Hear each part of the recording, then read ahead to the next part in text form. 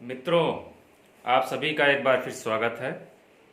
आज की कक्षा में हम लोग देखेंगे कि मांसपेशियों का रचनात्मक और क्रियात्मक वर्गीकरण कैसे है।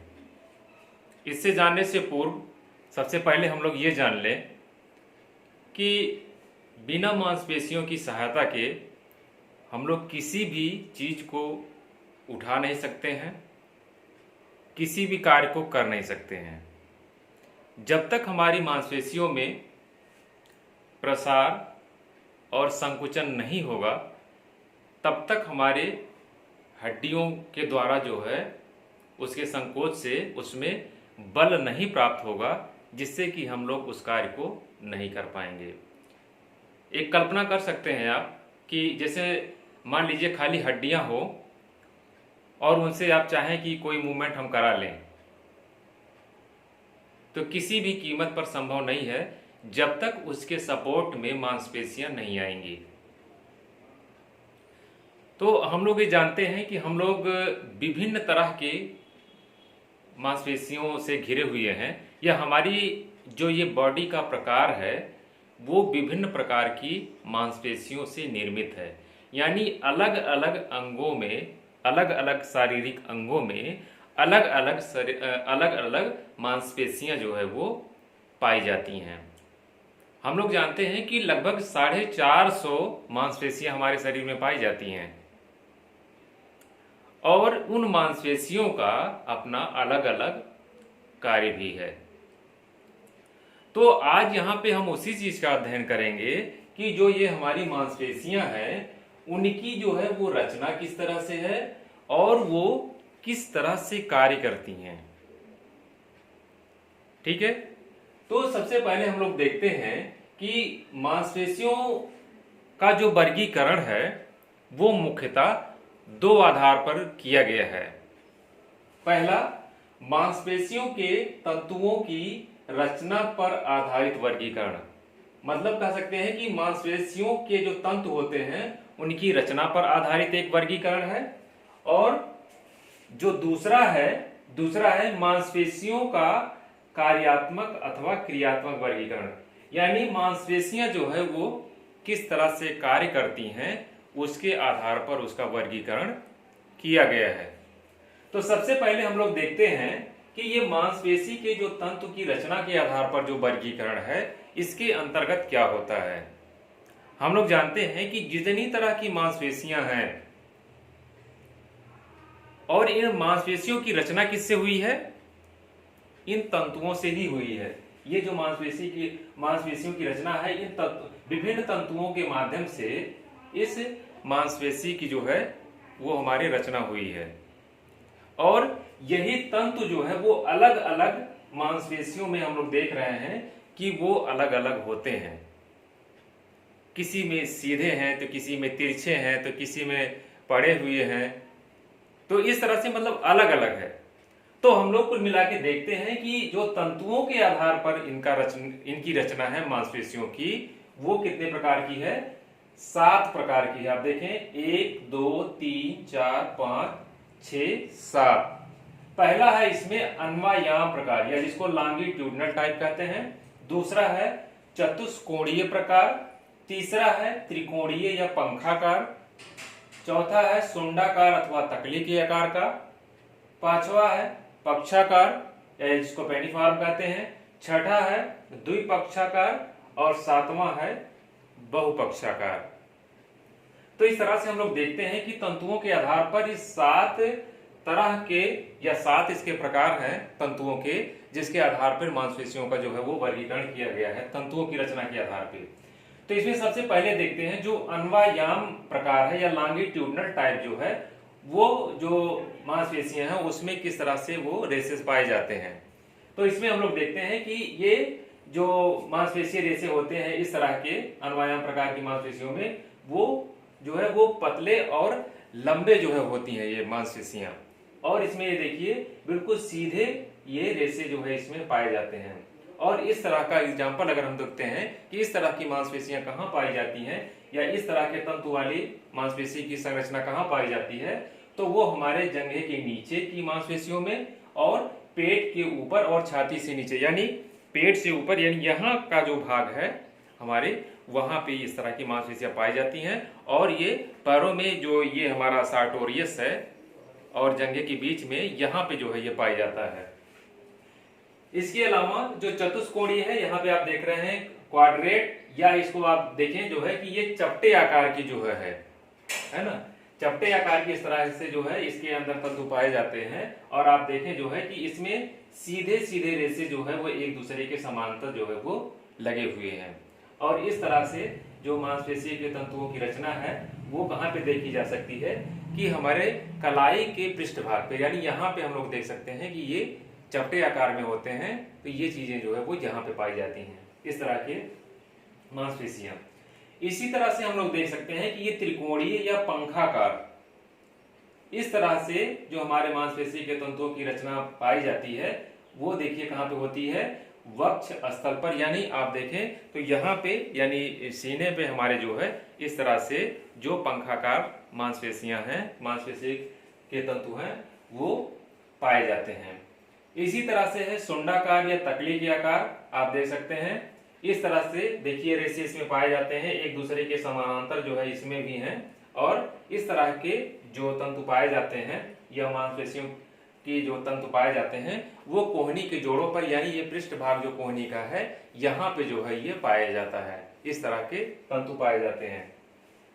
फिर है ये पक्षाकार या पेनिफॉर्म, इसमें देखिए एक कंडरा से एक ही तरफ जो है इस तरह से उसके समानांतर ये क्रॉस आकार में जो है ये नीचे जंघे के नीचे जो है इस तरह से ये पाए जाते हैं तंतु, और इस तरह से इनकी रचना होती है।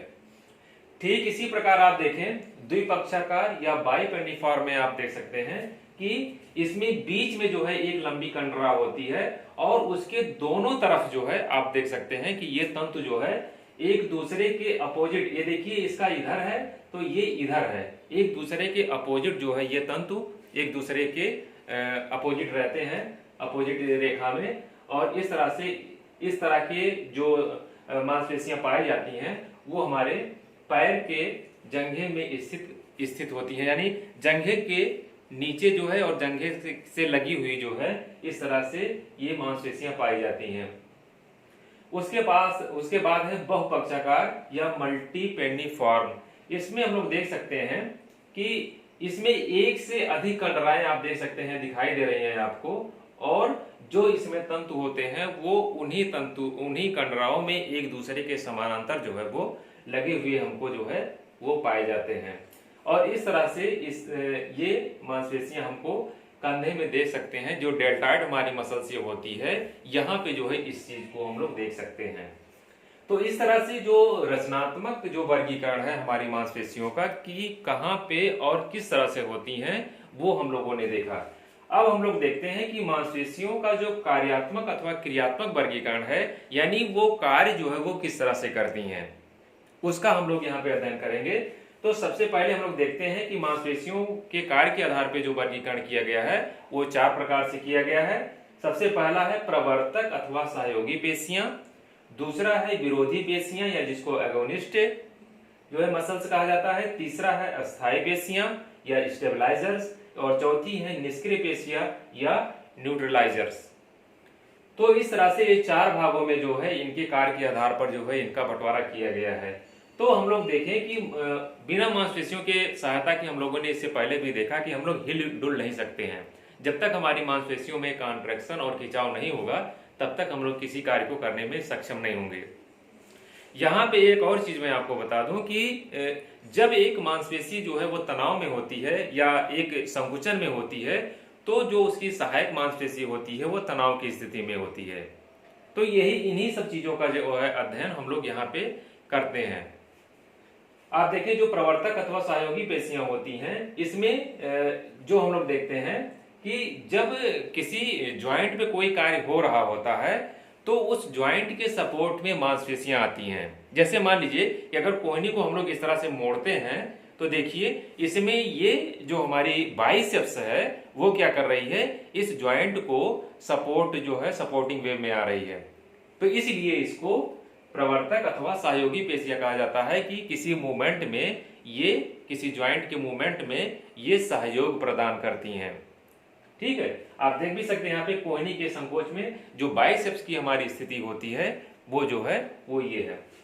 इसी तरह से जो विरोधी पेशियां हैं, यानी कि जब हमारे किसी हड्डी के मूवमेंट में जो है कोई संकोच होता है या संकुचन होता है, तो उसमें जो विरोध करने का काम करती हैं। जैसे हमने बताया यहाँ पे कि ये बाइसेप्स जो है वो उसके सहयोग में काम कर रही थी, लेकिन अगर हम लोग देखें तो बाइसेप्स ये देखिए इसके सहयोग में है, लेकिन ट्राइसेप्स जो ये नीचे वाली मसल्स है हमारे हाथ की, ये क्या कर रही है, उसके विरोध में काम कर रही है ना। तो इस तरह से ये विरोधी पेशियां जो है वो कहलाती हैं। इसके बाद है अस्थायी पेशियां। हम लोग ये जानते हैं कि जब हम लोग कोई हलचल करते हैं तो उसके अंगों को स्थिर रखने के लिए भी कुछ मांसपेशियों को काम करना पड़ता है।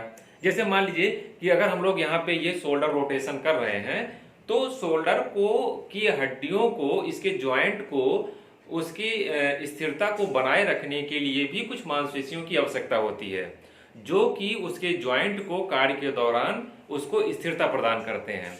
तो इस तरह की मांसपेशियों को अस्थायी मांसपेशियां कहा जाता है, जो कि हलचल के समय अंगों को स्थिर रखने का काम करते हैं। उसके बाद आता है निष्क्रिय पेशियां, या जिसको हम लोग न्यूट्रलाइजर्स कहते हैं। तो इस तरह की मांसपेशियों में हम लोग देखा जाता है कि इनका जो है रोल इस तरह से होता है कि या तो जो कार्य हो रहा होता है जिस मांसपेशी में, वो उसको जो है वो न्यूट्रल करने का कार्य करती हैं, या जो मांसपेशी कार्य कर रही होती हैं उसके समानांतर जो है ये कार्य करती हैं। अब यहाँ पे इसका एग्जांपल आप देख सकते हैं कि कंधे के जोड़ पर जब ये अंतर्नयन क्रिया होती है, जैसे अंतर्नयन यानी जैसे जो कंधे को हम लोग दूर से जो है वो नीचे लेके आते हैं, ये अंतर्नयन है। देखिए यहाँ पर हथेलियां हमारी नीचे की ओर है और ये नीचे की ओर आ रही हैं। तो जो ये पेक्टोरियलिस मेजर हमारा ये और ये लेटिमस डॉर्सी, तो इन दोनों के मध्य जो है ये दोनों जो है पेक्टोरियलिस मेजर और लेटिमस डॉर्सी, ये दोनों जो है वो निष्क्रिय जो है मांसपेशियों की भूमिका इसमें अदा करती हैं। तो इस तरह से हम लोग देख सकते हैं कि हमारे जो मांसपेशियों का ये रचनात्मक वर्गीकरण है, पहले तो तंतुओं के आधार पे आपने देखा 7 प्रकार से है, और फिर ये कार्य के आधार पे ये 4 तरह से वर्गीकरण है। उसके बाद जो है हम लोग देखते हैं कि वो रचना एक प्रकार अलग है, कि रचना के आधार पे हम लोग आगे चल के देखेंगे कि मांसपेशियों का वर्गीकरण क्या है। जब हम लोग बायोलॉजी वगैरह में देखते हैं तो उसमें भी हम लोग देखते हैं कि अलग अलग प्रकार की मांसपेशियां होती हैं, रेखित, अरेखित, हृदयक और इस तरह से, तो उसका वर्गीकरण अलग है। लेकिन हम लोग जो है यहाँ पे हड्डियां जो इसके होती है, देखिए यहाँ पे है कि structural and functional classification of skeletal muscles, यानी जो हड्डियों के साथ मांसपेशियों की जो रचना होती है तंतुओं के आधार पे और उनके कार्य के आधार पे, तो इस तरह से उसका वर्गीकरण जो है वो यहाँ पे किया जा सकता है। तो आज के इस वीडियो में इतना ही। मुझे आशा है कि आपको जरूर ये पसंद आया होगा और आपके ज्ञानार्जन में जो है वो वृद्धि करेगा। धन्यवाद।